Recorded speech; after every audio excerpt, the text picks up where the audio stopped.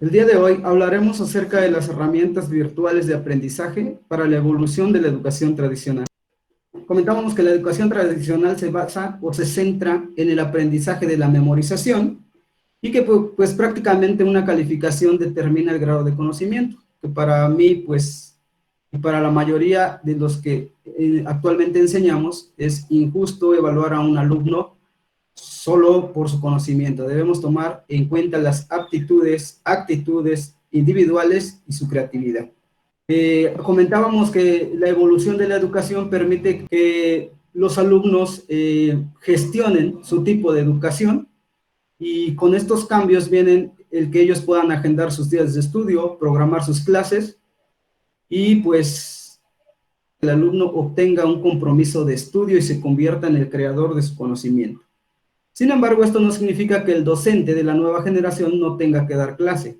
Es una parte importante la tutoría para los alumnos, ya que van a permitir alcanzar metas y objetivos, pero sin dejar a un lado la guía del maestro. Este proceso de aprendizaje se tiene que evolucionar en ambos puntos, tanto para los alumnos como para los docentes. ¿Sí? Entonces, prácticamente dentro de los términos de educación, pues ya sabemos que la educación son acciones que permiten al ser humano, pues, perfeccionar y formar su carácter, preparándolo no solo para la vida individual, sino también para la parte social, ¿sí? Necesitamos más que solo querer educarnos. Nosotros como alumnos necesitamos un compromiso, un cambio cultural y la posibilidad de adaptarnos. Entonces, el nuevo alumno, las escuelas virtuales, tiene que mostrar su compromiso. ¿Cuáles son las ventajas o las tareas del docente? Bueno, el docente tiene una tarea más complicada en la actualidad. ¿Sí? Nuestra cultura de formación fue con la enseñanza o aprendizaje tradicional. Por lo tanto, pues nosotros como docentes no tenemos la conciencia de trabajar en línea y pues prácticamente nuestros recursos eran limitados. Hablo del uso de un pizarrón, de un plumón, de una pantalla, si bien nos iba nuestro tiempo. Pues prácticamente no permitía al alumno desarrollar otras capacidades de aprendizaje. Sin embargo, la tarea del docente actual tiene que romper paradigmas y garantizar la evolución de la educación y con esto inculcar a los alumnos un cambio de cultura. Aquí es donde entran las famosas tecnologías de la información. ¿Qué son las tecnologías de la información? Pues es una de las carreras más bonitas y más hermosas que aportan prácticamente a la educación muchas herramientas. Las tecnologías de la información nos permiten aumentar el potencial del estudiante y generar un cambio en su aprendizaje. Las tecnologías de la información no solo nos sirven para subir datos o archivos a la red, también nos permiten promover la participación. ¿Cuántos alumnos que son muy serios y no aportan nada en la clase a través de las tecnologías de la información participan? ¿Sí? Y también las tecnologías de la información nos permiten explotar los recursos ilimitados que hay en la red. ¿Sí? El docente tiene un reto mayor porque ahora es el encargado del seguimiento, formación y desarrollo de nuevos conocimientos en el alumno. Y el alumno pues tiene que adaptarse a esta nueva forma de trabajo de los docentes y la nueva forma de aprender. La educación presencial es de muy buena ayuda, ¿sí? Y tiene ciertas características. Las clases presenciales tienen las características de que son agendadas, tienen un horario fijo, ¿sí? Requieren de un espacio físico y también requieren de ciertas características. Se da la comunicación de forma síncrona y asertiva, ¿sí? El tiempo de la sesión está marcado por una hora de inicio y por una hora de fin. El profesor programa sus cursos y los evalúa y también los imparte. Las dudas se resuelven en clases a través de la educación presencial. Se estimula la convivencia y el trabajo colectivo. El profesor es la fuente básica de información. ¿Quién marca el ritmo del aprendizaje? Pues el profesor. La educación presencial es buena, no estoy diciendo que sea mala, es un tipo de educación que hemos tomado todos. Sin embargo, tiene estas características que en ocasiones se vuelven limitantes. La educación virtual no se trata de colocar muchas actividades ni llenar de tareas a los alumnos ni de proyectos. Requiere que el docente acompañe a estos estudiantes, ¿sí? Requiere de herramientas de enseñanza, de estrategias e interacción constante, apoyados de la comunicación. ¿Cómo se da esta comunicación? A través de las TICs. La ventaja o las ventajas de la educación virtual es que rompe la barrera de la distancia, reúne a personas en un espacio virtual, ¿sí? Permite la autonomía de los alumnos, utiliza el Internet para generar un campus, se crean y permiten acceder recursos en cualquier horario. No necesito yo estar en clase para compartir material a mis alumnos. Entonces, si se dan cuenta, la educación presencial difiere un poco de la educación virtual, pero en ambas el objetivo es dejar un conocimiento al alumno. ¿Cuáles son las ventajas de la educación virtual o la educación en línea? Bueno, que admite el acceso a la información de manera inmediata, ofrece flexibilidad de acuerdo al manejo de tiempos, la hora de estudios y el lugar desde donde se realiza la conexión. Ofrece autonomía, pero sobre todo permite que el proceso de aprendizaje sea de vital importancia para el alumno. Las otras ventajas que tiene la educación virtual y en línea es que ofrece una mayor cobertura que la educación presencial. Recuerden que el número de alumnos que cabe en un aula no puede ser el mismo en educación virtual, es decir, tenemos recursos prácticamente ilimitados, ¿sí? E incluso para dar una educación a distancia utilizamos menos recursos que en las escuelas presenciales. ¿Cuáles son los retos de la educación en la actualidad? No hablo solo de la educación virtual, sino en la educación presencial también. La primera es promover la accesibilidad a los recursos. ¿Qué quiere decir? Que si no promovemos la accesibilidad a los recursos a los alumnos, el cambio o la evolución de la educación tradicional o presencial a la educación virtual no funcionaría. Y creo que esta es una falla que tenemos todas las escuelas y universidades. ¿Por qué? Porque no nos fijamos en los recursos que necesita el estudiante para estudiar. Eso incluye computadoras, celulares, acceso a la red de internet, luz, energía eléctrica y sobre todo, espacios cómodos, porque el alumno pasa mucho tiempo sentado en un espacio físico que muchas veces no es adecuado. Otro reto que tenemos es contribuir a la participación de manera igualitaria. La ventaja de la educación en línea y virtual es que permite que todos los alumnos traten de cumplir de manera igual con los envíos de sus actividades, ¿sí? Aumentamos la flexibilidad o la tenemos que aumentar de acuerdo a los horarios de acceso a la información y los medios disponibles en la que estamos manejando estos datos. Otro reto que tenemos es que el docente tiene que generar material de aprendizaje que permita explotar los tres tipos de aprendizaje que son auditivos, visuales y kinestésicos. De esta forma, el alumno no solo tendrá una experiencia visual, sino que va a poder explotar todos sus sentidos para captar este tipo de educación. Equilibrar la personalización con la cooperación de trabajo en equipo, tutorías y asesorías. Es decir, que no necesito yo como docente estar todo el día con el alumno. Sin embargo, necesito asesorarlo, dejar trabajos que permitan explotar su forma de trabajar en equipo, ¿sí?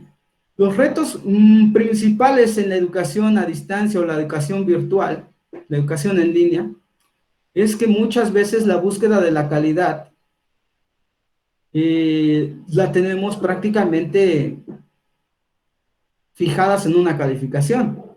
Sin embargo, hay que considerar que la calidad tiene que cambiar, no tenemos que considerarlo como un número cualitativo o cuantitativo. Tenemos que buscar la satisfacción del usuario, ¿sí? La excelencia del sistema, efectividad de los procesos, dependen de qué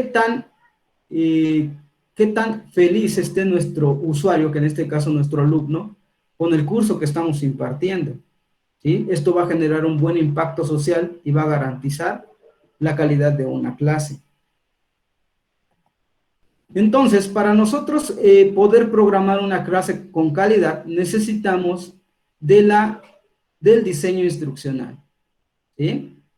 ¿Qué es el diseño instruccional? Prácticamente el diseño instruccional es una programación que se hace de nuestra clase o de nuestro curso antes de iniciar la materia.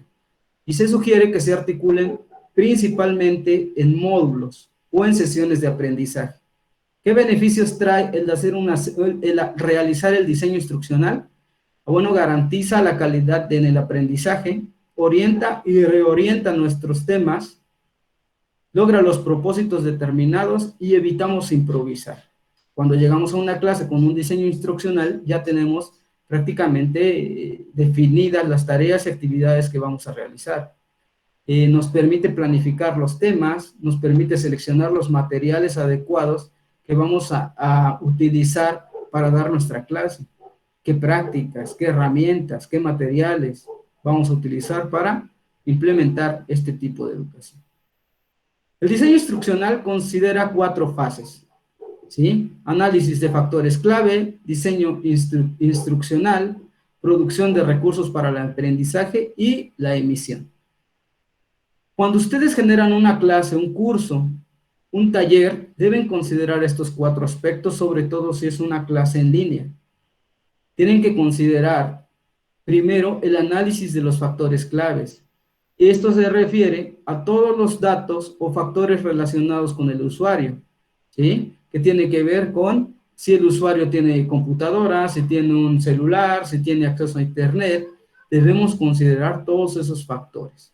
Posteriormente, nos centramos en las actividades del diseño instruccional, ya que verifiqué que el alumno a lo mejor tiene computadora o tiene celular, ya genero mi diseño instruccional en base a estrategias de aprendizaje. ¿Sí? Esto quiere decir que tengo que realizar un análisis de los materiales que voy a utilizar de acuerdo a las herramientas con las que cuenta el usuario, ¿sí?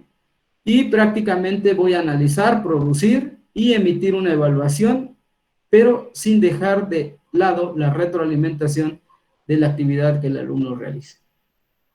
Prácticamente en el diseño instruccional participa la etapa 3, que es el proceso de producción de recursos para el aprendizaje. ¿Cómo definimos estos recursos de aprendizaje? Bueno, la producción nos permite identificar si vamos a generar un cuadro sinóptico, un diagrama de flujo, una presentación de diapositivas, un video, un audio. Y por último, el proceso de emisión, que es la retroalimentación de las actividades que realizan los alumnos o la calificación que asignamos a cada una de sus actividades. Entonces, el diseño instruccional permite organizar la sesión de clase de acuerdo a las herramientas con las que cuenta el usuario, los recursos que podemos poner a disposición de aprendizaje, que pueden ser diagramas de flujo, imágenes, infografías, videos, audios y retroalimentación. Una secuencia didáctica es parecida a una clase. Una clase cuenta o debe contar con 3 momentos: la apertura, el desarrollo y el cierre. ¿Sí? Dentro de la apertura, el docente tiene que platicar acerca de las experiencias que tienen los alumnos con el tema, hacer preguntas para realizar un repaso de la clase anterior o verificar los conocimientos previos del alumno. ¿Cómo podemos realizar una apertura buena a través de una clase virtual? Bueno, pues con un cuestionario, un video introductorio o un audio. El desarrollo, en esta parte, el docente tiene que dejar conocimientos al alumno, conocimientos nuevos, ¿sí? ¿Cómo logramos este conocimiento? Bueno, a través de exposiciones, presentaciones, mapas mentales, diagramas de flujo, ordenamiento de actividades dispersas, cuadros sinópticos, podemos utilizar artículos de investigación, lecturas o exposiciones, entre otros. Esto permitirá al alumno desarrollar un conocimiento nuevo. Y por último, el cierre, ¿sí? Realizar una síntesis del tema y compartirla con los alumnos, recontar los momentos de la clase o el recuento de los momentos de la clase, o ejercicios como son resúmenes o evaluaciones del tema. Ustedes como alumnos ahorita tienen que verificar que la clase tenga estos tres momentos.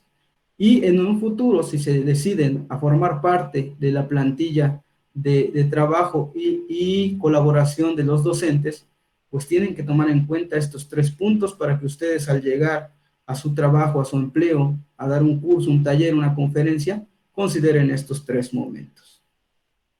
Ahora, vamos a hablar acerca del aula. Nosotros, dentro de nuestra escuela presencial, tenemos un espacio en el que solo el alumno y los docentes pueden ingresar. Y consideramos que la parte de afuera es donde hay ruidos, personas, actividades ajenas a la clase, con objetivos diferentes a los que tenemos como grupo. Mientras que el aula física está diseñada con cristales, ventanas, ladrillos y mobiliario en general, las aulas virtuales están construidas con un software informático basado en la nube, interfaces coloridas, ¿sí? La cual tienen botones, imágenes, videos, sonidos y muchas otras cosas más. Y a estos programas se les conocen como LMS, ¿sí? Al final, las aulas virtuales y las aulas presenciales son lo mismo. ¿Por qué? Porque exactamente lo que yo espero en un aula presencial es que nada del exterior interrumpa mi aprendizaje, mientras que en un aula virtual es lo mismo. Somos un grupo de individuos que tenemos acceso a un recurso siempre y cuando compartamos los mismos objetivos. Por esta razón, es muy importante considerar que no estamos tan lejos de migrar la educación presencial a la educación virtual. Cuando hablamos de las plataformas educativas virtuales, nos referimos a software o programas informáticos de tipo sitio web. A estos se les conocen como campus virtuales, ¿sí?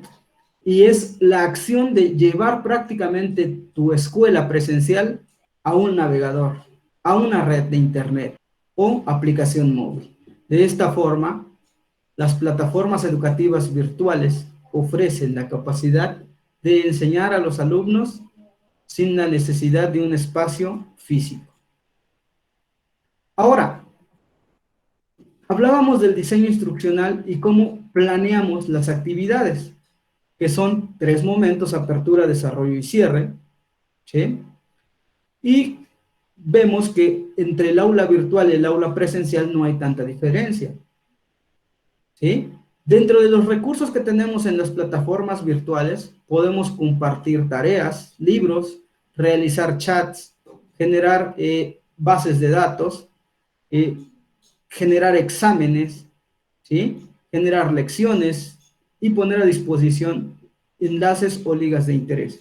Sin embargo, existen otras herramientas externas a las plataformas virtuales que nos sirven para diseñar y generar una clase. Tenemos, por ejemplo, los softwares de edición de video que nos permiten preparar un video. Si es que no tenemos mucho conocimiento, podemos utilizar PowerPoint, que nos permite exportar esa presentación con video y audio a un formato MP4 o parecido. También tenemos software de grabador de pantalla o de transmisión en vivo.